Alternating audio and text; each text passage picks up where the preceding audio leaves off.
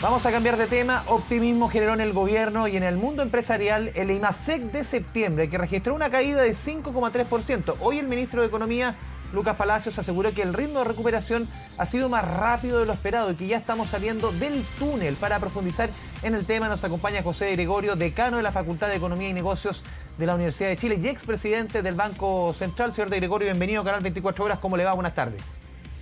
Hola Andrés, ¿cómo estás? Buenas tardes. A ver, una mejor perspectiva, me imagino, los números van cambiando un poco respecto a 5 meses consecutivos que tuvimos, señor de Gregorio, de caídas de 2 dígitos. ¿Cómo lo analiza usted?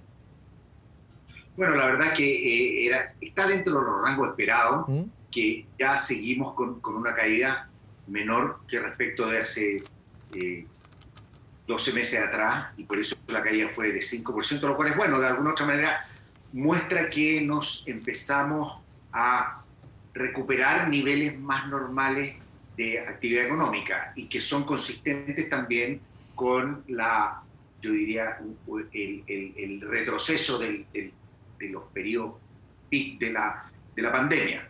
Con todo, yo creo que uno no puede pensar que esto se acabó. Estamos viendo en Europa rebrotes importantes. Pasó con la pandemia en 1918, ¿no es cierto? Estamos viendo países que habían tenido muy bajos niveles de contagio, que también tienen aumentos importantes, rebrotes en Europa, de manera que uno no puede descartar, que ojalá no ocurra, pero uno no puede descartar que podamos tener algunos rebrotes que nos obliguen a apretar un poquito más el distanciamiento social, aumentarlo. ¿Estamos saliendo del túnel, como dijo el ministro Palacios, o como dice usted, hay que esperar a lo que suceda con un posible rebrote? Porque esto sencillamente se pueden quizás obligar a tomar nuevas medidas sanitarias y esto nuevamente se vuelve a apretar. ¿Cómo lo ve usted? Efectivamente, no sabemos. O sea, ojalá si seguimos en la trayectoria actual, efectivamente nosotros este año estaríamos con estos datos que tuvimos este mes, estamos acercándonos a un crecimiento entre menos 5 y menos 6% para el año total. No lo olvidemos, y creo que es importante, que probablemente en el mes de octubre y el mes de noviembre tengamos nosotros una SEC mejores. Incluso puede ser positivo. ¿Qué significa ¿Baja base de eso? comparación? Entonces, También. que en octubre y en noviembre podemos producir más que lo que produjimos en octubre y noviembre del año pasado, pero en octubre y noviembre del año pasado fueron los meses del estallido social, que tuvimos una caída bastante importante del PIB. Simplemente para recordar, durante octubre y noviembre del año pasado la caída del IMASEC en 12 meses fue cercana al 4%, y el mes de diciembre fue un mes más o menos plano.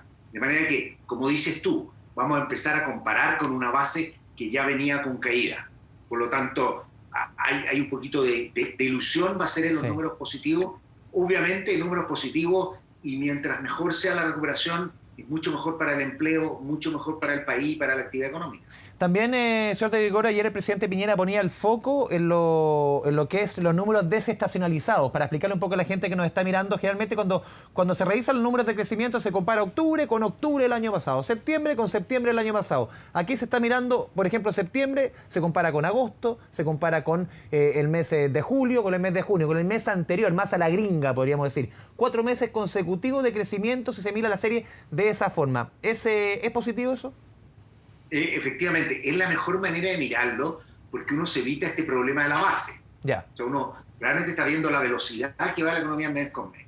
Lo que es importante para que la gente que nos está viendo entienda que para poder hacer esto uno tiene que quitarle el componente estacional a las cifras. ¿Por qué? Porque hay meses que son por naturaleza de mayor actividad económica. Por lo tanto, el mes siguiente, que es por naturaleza, por ejemplo, de invierno, de menor actividad económica, uno puede mostrar una caída, ¿no es cierto? Pero es por un factor estacional. Entonces lo que se hace en todo el mundo, y también se hace en Chile, es construir las series sacando este índice estacional. Yo normalmente me gusta mirar las cifras sacando este componente estacional. Y obviamente los peores meses en Chile fueron los meses de marzo a mayo.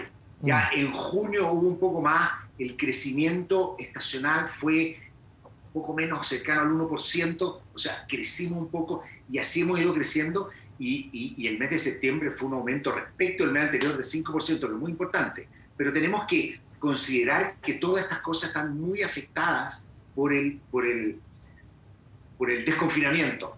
y que depende de lo que esté pasando en el ámbito sanitario. Y por lo tanto, estamos todavía a merced del virus y tenemos que actuar con cautela. Yo diría, estamos moviéndonos dentro de los rangos esperados.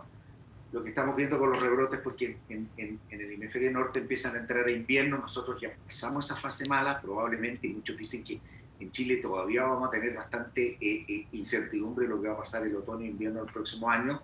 Así que este virus nos va a acompañar por bastante tiempo y va a tener efectos económicos bastante devastadores. Sí, yo recuerdo que conversamos hace varios meses respecto, por ejemplo, a cómo iba a ser esta eventual recuperación en forma de V corta, en forma de U. Parece que hacer en forma de W, hacer como se va a recuperar, va a caer, se va a recuperar, se va a caer, va a ser una cosa paulatina, lenta, de paciencia, ¿no? Sí. A mí me gusta también, hay otra cosa que se está discutiendo mucho en el mundo, es que una recuperación en forma de K. Sí, también. ¿Qué significa la K? ¿Qué significa eso? Que muchas actividades se recuperan con mucha fuerza, pero también hay actividades que caen y se quedan con bastante inactividad. ¿Cuáles van a ser esas? Que es el tema distributivo que tenemos. Muchos hogares que están cayendo en pobreza, las recesiones en particular están teniendo efectos bastante fuertes sobre la distribución de ingresos. Mucha gente está perdiendo su empleo, mucha gente con poca calificación, empleados de negocios de comercio, que tienen mucho que ver con la interacción social. Obviamente tenemos un problema muy serio, pero que lo importante, más allá de hablar de acá, es de que tenemos un segmento muy importante de la población que necesita ayuda importante, que necesita un apoyo importante. Hemos visto en las últimas, por lo menos, quizás el indicador más sensible es el empleo, las últimas 2 entregas del INE, en que la cantidad de ocupados, por lo menos las últimas 2 entregas, han subido 300.000, si miramos el global, 124.000 en la anterior, y en la última que se entregó 170.000 empleos que se han generado, o ocupados. ¿Esa tónica debiera mantenerse o siempre vamos a seguir dependiendo, señor de Gregorio, un poco de la realidad sanitaria? Vamos a depender bastante de la realidad sanitaria, lo que está ocurriendo y que es esperable que el rebote del empleo sea fuerte. Pensemos que en Chile hay millones de personas que trabajan en empleos independientes, que dependen de salir a la calle, que gente que en los meses de cuarentena no pudo trabajar, obviamente fueron desempleados. Muchos de ellos ni siquiera se contabilizaban como desempleados, sino que se contabilizaban como que salieron de la fuerza de trabajo. Porque uno le preguntaba, ¿busca trabajo? Y la gente dice, no trabajo y no puedo buscar porque no puedo salir. Entonces, una vez que empieza a ocurrir, ¿no es cierto?, el levantamiento de las cuarentenas, esa gente puede empezar a volver a trabajar. Y por lo tanto, como dices tú, va a depender mucho de lo que pase en el ámbito sanitario. Podemos tener un rebrote, podemos tener problemas. La pregunta clave, yo creo que nos tenemos que hacer, y que es como el gran desafío, es cómo va a estar la economía en 12 meses. O sea, por ahora estamos con mucha incertidumbre y muy dependiente de lo que pase sanitariamente. La pregunta es cuánta herida va a quedar en la economía y con cuánta fuerza va a ser una recuperación una vez que la situación sanitaria mejore. Yo creo que también hay que tener en cuenta, y es importante, que por lo menos vamos a estar todo el año 2021 con el virus. O sea, la posibilidad de vacuna y de que estemos inmunizados frente al virus no van a ocurrir durante el 2021 de manera masiva, y de hecho las estimaciones del Fondo Monetario ponen hacia fines del año 2022 como una situación en la cual desde el punto de vista sanitario vamos a estar más estabilizados. Por lo tanto tenemos problemas, yo diría, que no solo tienen que ver con el corto plazo, sino que tienen que ver con el mediano plazo. Estamos todavía en la fase, pasamos lo peor, ojalá, pero todavía nos queda mucho por delante, y yo creo que en eso las autoridades, y es muy importante lo que hagamos en materia de política económica para aliviar, ¿no es cierto?, la situación de dificultades que tienen muchas familias, y también después para tener una recuperación vigorosa que permita la creación de empleo, que permita el mejoramiento de los ingresos de las personas.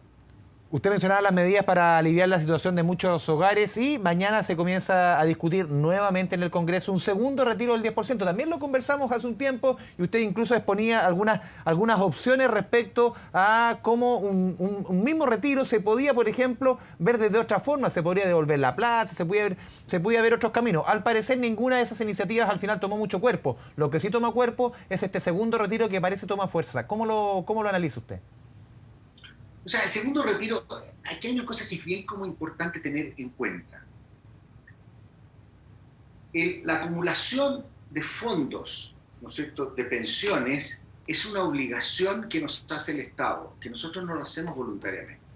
Y lo hace ¿por qué? Porque en el corto plazo, simplemente pensemos de la manera más sencilla, en el corto plazo nosotros no estamos pensando en la jubilación.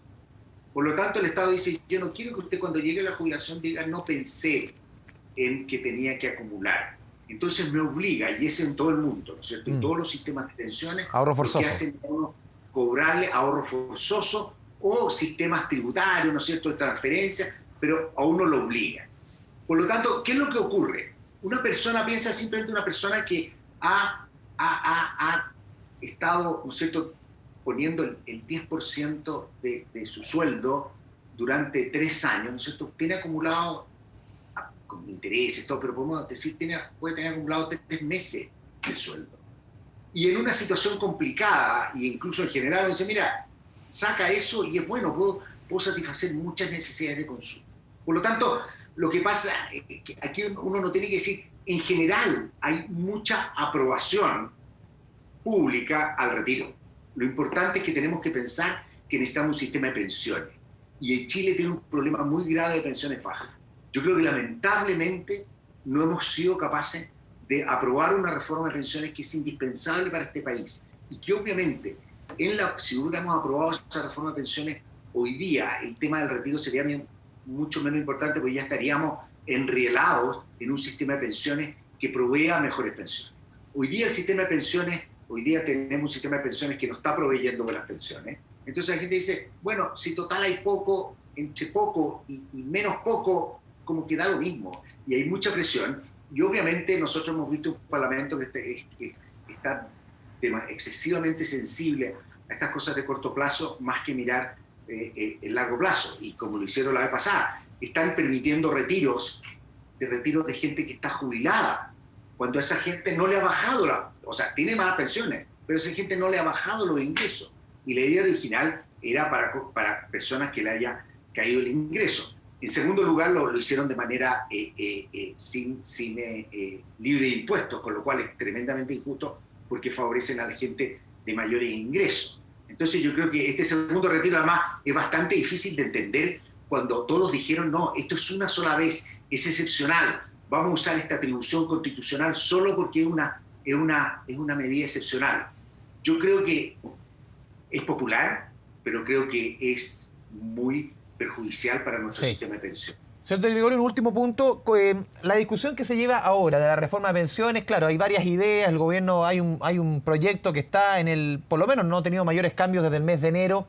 Los parámetros con un segundo retiro, ya se ha sacado un 20% prácticamente del total de fondos de los fondos de pensiones.